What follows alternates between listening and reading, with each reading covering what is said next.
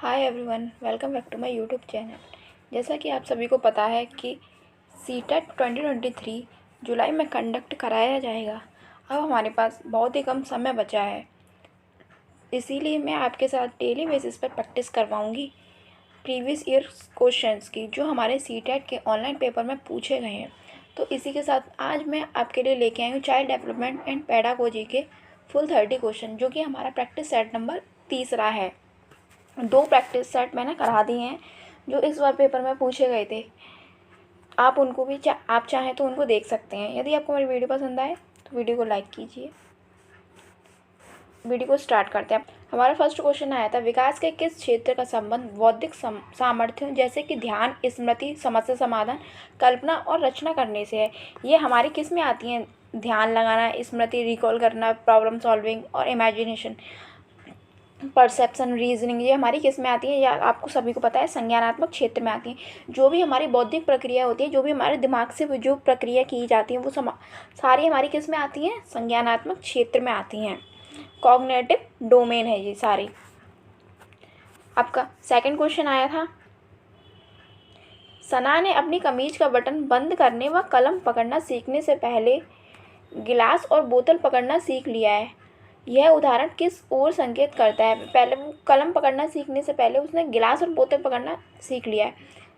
ये उदाहरण किसकी ओर संकेत करता है? इसका राइट आंसर होगा विकास की दिशा अधोगामी है। अधोगामी है विकास की दिशा, मतलब जो विकास की दिशा होती है वो प्रॉक्सिमो डिस्टल है, केंद्र से बाहर की ओर होती है। जो कि बच्चों का विकास इसमें से किसका परिणाम है?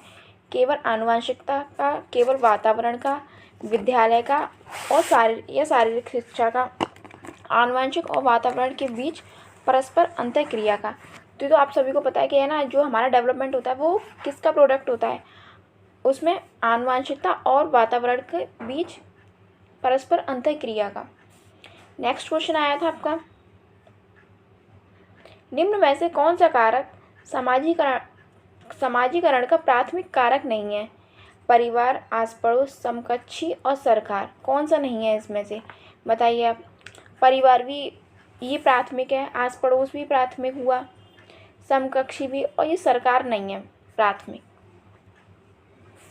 नेक्स्ट क्वेश्चन आया था, क्वेश्चन नंबर 5 आया था आपका, हाइंस की दुविधा पर बच्चों की प्रतिक्रिया के आधार पर लॉरेंस कॉलबर्ग ने विकास की अवस्थाओं को प्रतिपादित किया है। किस विकास की अवस्थाओं को प्रतिपादित किया है लॉरेंस कॉलबर्ग ने? बताइए। नैतिक विकास, सामाजिक विकास, मनोवैज्ञानिक विकास या व्यक्तिगत विकास? इसका राइट आंसर होगा आपका नैतिक विकास। लॉरेंस कॉलबर्ग ने दिया है नैतिक विकास का सिद्धांत। नेक्स्ट क्वेश्चन आया था आपका, क्वेश्चन नंबर 6 आया था, 9 वर्षीय लीला ने बटनों के संग्रह को उनके माप के अनुसार वर्गीकृत किया। फिर उसने सभी समूहों के बटनों को एकत्रित किया, फिर उन्हें उनके छेदों के आधार पर दोबारा वितरित किया। जीन पियाजे के संज्ञानात्मक विकास के सिद्धांत के अनुसार लीला किस चरण पर है? पहले उसने क्या किया? उसने बटनों को क्या किया? समूह में एकत्रित किया, फिर उन्हें है ना उनके छेदों के अनुसार उनको अलग अलग बांटा। तो ये कौन सी स्टेज होगी पियाजे की? ये 3rd स्टेज होती है, मूर्त संक्रियात्मक, कॉन्क्रीट ऑपरेशनल स्टेज। पियाजे ने कितनी स्टेज दी है डेवलपमेंट की? 4 दी हैं, जिसको हम किससे याद रखते हैं? SPCF। Sensory motor, pre operational, concrete operational और फॉर्मल ऑपरेशनल। आपका नेक्स्ट क्वेश्चन आया था, क्वेश्चन नंबर 7। इसका राइट आंसर होगा आपका option number 3rd। 7th question आया था, जब बच्चे अपने अनुभवों को अपने स्कीमा में समाहित करते हैं तो उसको क्या कहते हैं? स्कीमा में समाहित करना क्या कहलाता है? आत्मसातीकरण, एजिमिलेशन। और जब स्कीमा में चेंज करते हैं कोई तो उसको क्या बोलते हैं? एकोमोडेशन, समायोजन। क्वेश्चन नंबर 8 आया था, लेव वाइगोत्स्की के संज्ञानात्मक विकास के सिद्धांत को कहा जाता है क्योंकि वे तर्क देते हैं कि बच्चों का सीखना संदर्भ में होता है।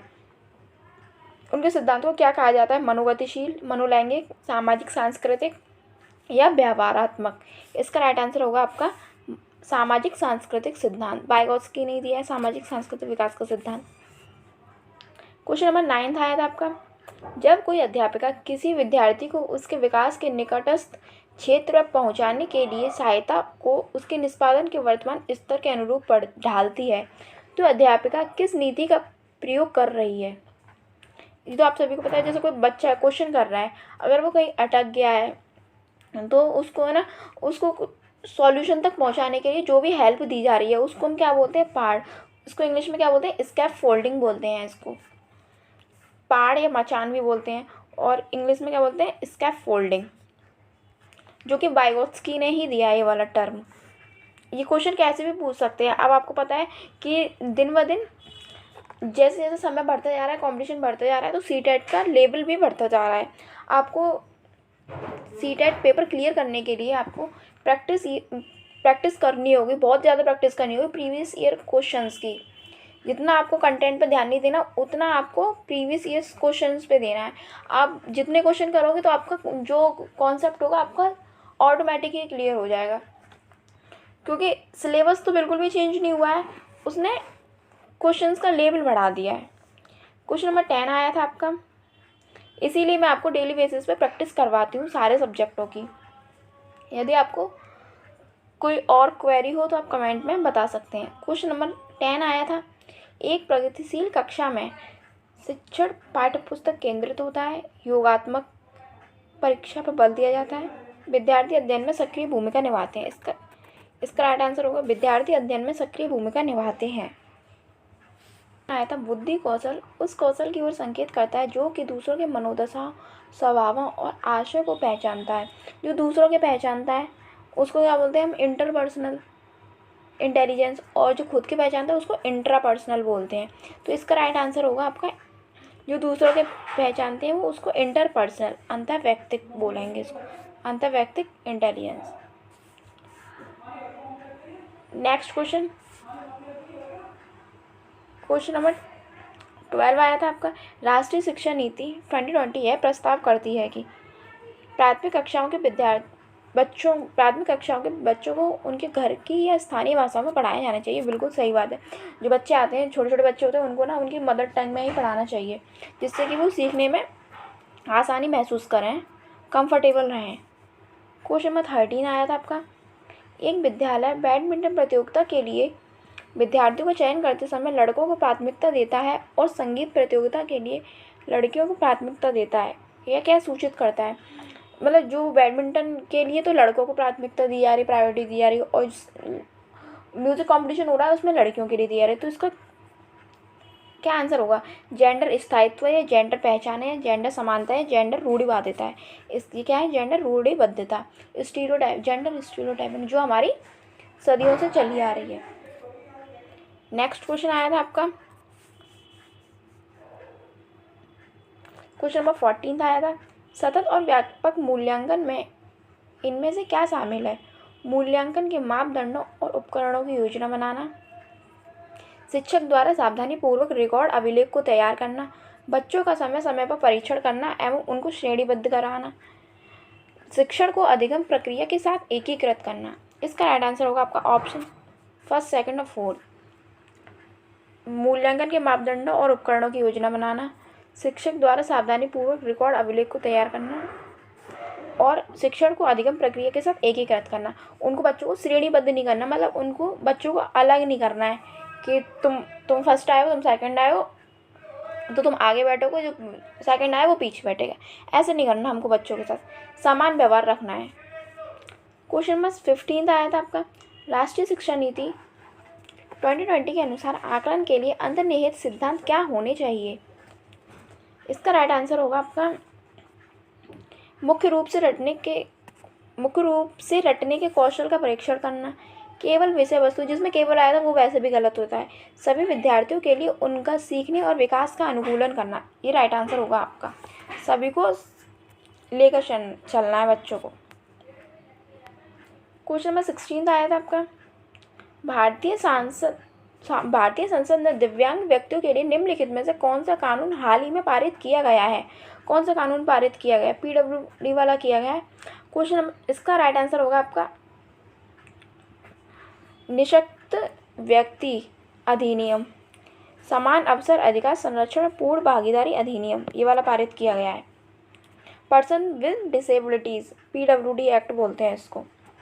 क्वेश्चन नंबर 17 आया था आपका, निम्न में से कौन सा कथन प्राथमिक शिक्षा में समावेश की भावना का सटीक रूप से वर्णन करता है? कौन सा कथन करता है समावेश की भावना का सटीक रूप से वर्णन? शिक्षक केवल मानक और एक ही तरह का भाषा प्रयोग करनी चाहिए, इसमें समावेश ही नहीं आएगा, भाई एक तरह की भाषा ही प्रयोग करेंगे तो केवल। शिक्षक कुछ जाति समूह के बच्चों के प्रति पूर्वाग्रह रखती है, मतलब ऐसे ऐसे बोल देंगे मुस्लिम है, ये हिंदू है, हम इनको नहीं पढ़ाएंगे, ऐसा नहीं करना। शिक्षक को विशेष शैक्षिक आवश्यकताओं वाले बच्चों की कोई अपेक्षा नहीं होती, ऐसा भी नहीं होता। शिक्षक सांस्कृतिक रूप से उत्तरदायित्व शिक्षा शास्त्र का प्रयोग करता है, ये राइट आंसर है आपका। क्वेश्चन नंबर 18 आया था आपका, निम्न में से कौन सी विशेषताओं का समूह प्रतिभाशाली छात्रों को परिभाषित करता है? कौन सा समूह प्रतिभाशाली छात्राओं को परिभाषित कर? शीघ्रता से सीखते हैं और उसे याद रखते हैं, सतर्क हैं और तुरंत उत्तर देते हैं और बारीकी से अवलोकन करते हैं, तुरंत के साथ बेहतर प्रदर्शन करते हैं। इसका राइट आंसर होगा आपका, तीनों ही सही हैं आपके, option number 3, first second third. Question number 19 आया था आपका, निम्नलिखित में से कौन सी शैक्षणिक प्रणाली अत्यधिक दृष्टिबाधिता से जूझते हुए विद्यार्थियों के समावेशन हेतु प्रभावशाली नहीं है? जो दृष्टिबाधिता से जूझ रहे हैं जो विद्यार्थी, उनके लिए कौन सी प्रणाली प्रभावी नहीं है? प्रत्यक्ष और स्पष्ट रूप से बोलना और पढ़ना, ये तो प्रभावी है। 3 आयामी नक्शे और चार्ट, ये भी प्रभावी है। ऐसी किताबें और बोर्ड जिनको छुआ या महसूस किया जा सके, ये भी प्रभावी है। और ऑप्शन नंबर 4 दिया, दृश्यात्मक प्रस्तुति देने के लिए कंप्यूटर का उपयोग, मतलब जो उनको दिख ही नहीं रहा तो हम उनको दृश्यात्मक उपकरण कैसे दिखा सकते हैं, कंप्यूटर उनको कैसे दिखा सकते हैं जो दृष्टिबाधित छात्र हैं। तो ये वाला आपका आंसर सही हो जाएगा, ये आपको जो दिखा नहीं सकते, ये आंसर गलत है। क्वेश्चन नंबर 20 आया था आपका, अभिकथन और रीज़न वाला। शिक्षकों को सभी बच्चों के अर्थपूर्ण सीखने के लिए अधिगम के विविध मौके मुहैया कराने चाहिए, सही बात है। और इसका तर्क दिया क्योंकि सभी बच्चों में सीखने की क्षमता होती है, ये दोनों ही ऑप्शन सही हैं। इसका राइट आंसर होगा ए और आर दोनों सही हैं, और आर सही व्याख्या करता है ए की। क्वेश्चन नंबर 21 आया था, एक विद्यार्थी जो नियंत्रण के बाह्य आधिकारिकता में विश्वास रखती है, परीक्षाओं में अपनी असफलता का कारण किसे बताती है? योग्यता में कमी, तैयारी में कमी, त्रुटिपूर्ण दृष्टिकोण या बुरी किस्मत? इसका राइट आंसर होगा बुरी किस्मत। जो मतलब जो भारी वो होते हैं, उन भारी फैक्टर होते हैं, उनमें विश्वास रखते हैं। नंबर 22 आया था, प्रगतिशील कक्षा में एक प्रभावी वातावरण का निर्माण करते समय निम्न में से किन बातों का ध्यान रखना चाहिए? अन्वेषण को प्रोत्साहित करने के लिए सामग्री को व्यवस्थित करने की विधि, जोखिम लेने में विद्यार्थियों की सहायता करने के तरीके, एक समान क्षमता वाले विद्यार्थियों को एक समूह में रखना, आकलन की भिन्न भिन्न विधियाँ। प्रगतिशील कक्षा क्या होती है? प्रोग्रेसिव क्लासरूम क्या होता है? जिसमें बच्चे खुद एक्टिव हों, बच्चे एक्टिविटी करके सीखें और सभी बच्चों को समान अवसर दिए जाएं। तो इसका राइट आंसर होगा आपका फर्स्ट, सेकंड और फोर्थ ऑप्शन, फर्स्ट, सेकंड और फोर्थ, ये सही होंगे। नेक्स्ट क्वेश्चन आया था आपका, क्वेश्चन नंबर 23 आया था, निम्न में से कौन सी एक सहगामी अधिगम युक्ति है? ढालना, क्रमबद्धता, सामाजिक पृथक्कीकरण और पारस्परिक रूप से प्रश्न करना। इसका राइट आंसर होगा आपका ऑप्शन नंबर 4, पारस्परिक रूप से प्रश्न करना। तभी तो बच्चे सीखते हैं, प्रश्न करते हैं उनसे, फिर वो जवाब देते हैं। कुछ नेक्स्ट क्वेश्चन आया था, मोहन ने विद्यार्थियों को आयतन की समझ बनाने के लिए भिन्न धारिता वाले बर्तन दिए। फरहान ने अपने विद्यार्थियों को कूड़े को यांत्रिक कार्य बनाने की संभावना पर मानस मंथन करने के लिए कहा। दोनों अध्यापक अपनी कक्षा में किस शिक्षण शास्त्रीय युक्ति का प्रयोग कर रहे हैं? व्यवहारवाद, रचनावाद, स्पष्ट अनुदेशन या सक्रिय अनुदेशन? बच्चे खुद रचना कर रहे हैं, तो इसमें कौन सी युक्ति है? रचनावाद। नेक्स्ट क्वेश्चन आया था आपका असर्शन और रीज़न वाला। इसमें आपका असर्शन दिया है शिक्षा ढांचे में शैक्षणिक अवबोध के अतिरिक्त छात्रों के सामाजिक संवेगात्मक आवश्यकताओं पर ध्यान दिया जाना चाहिए। इसका कारण दिया है संज्ञान में संवेग महत्वपूर्ण भूमिका निभाते हैं। बिल्कुल सही बात है, संज्ञान में संवेग बहुत ही महत्वपूर्ण भूमिका निभाते हैं। तो इसका राइट आंसर क्या होगा? ए और आर दोनों सही हैं और आर सही व्याख्या करता है ए की। नेक्स्ट क्वेश्चन आया था आपका शैक्षणिक कार्यों में बच्चों द्वारा की गई त्रुटियों को समझना निम्न में से क्या है? केवल विद्यार्थियों की बौद्धिक क्षमताओं का आकलन करने, शैक्षणिक प्रक्रिया में केवल शिक्षक की दक्षता का पता लगाना। केवल वाला ऑप्शन तो वैसे ही गलत होगा, ये नेगेटिव होते हैं। शिक्षक के साथ साथ सीखने की प्रक्रिया को समझने के लिए प्रासंगिक है। शिक्षण या सीखने से संबंधित किसी भी क्षेत्र के लिए प्रासंगिक नहीं है। इसका राइट आंसर होगा ऑप्शन नंबर 3। नेक्स्ट क्वेश्चन आया था आपका क्वेश्चन नंबर 27। निम्न में से समालोचनात्मक चिंतन में क्या शामिल है? इस समालोचनात्मक चिंतन क्या होता है? मतलब क्रिटिकल थिंकिंग होती है, रचनावाद होती है, परासंज्ञान, विश्लेषण या मनन। इसका राइट आंसर होगा आपके तीनों ही ऑप्शन सही हैं, फर्स्ट, सेकंड और थर्ड। नेक्स्ट क्वेश्चन आया था आपका क्वेश्चन नंबर 28। अनीता जो कि 4वीं कक्षा की अध्यापिका है, अपनी कक्षा में एक ऐसी स्थिति का सामना कर रही है जहाँ कई विद्यार्थी पढ़ाए जा रहे हैं, विषय में उत्कंठाहट महसूस कर रहे हैं। इस स्थिति में उसे क्या करना चाहिए? इन विद्यार्थियों की अनदेखी करें और उसी विषय वस्तु को पढ़ाना जारी रखें? ऐसा तो बिल्कुल नहीं करना चाहिए। बच्चों को समझ नहीं आ रहा और तुम पढ़ाना चालू रखो। इन विद्यार्थियों को दंडित करें, दंडित नहीं करना, बच्चों को पनिश नहीं करना। पाठ के विषय वस्तु को पढ़ाने के तरीके पर पुनः चिंतन करें।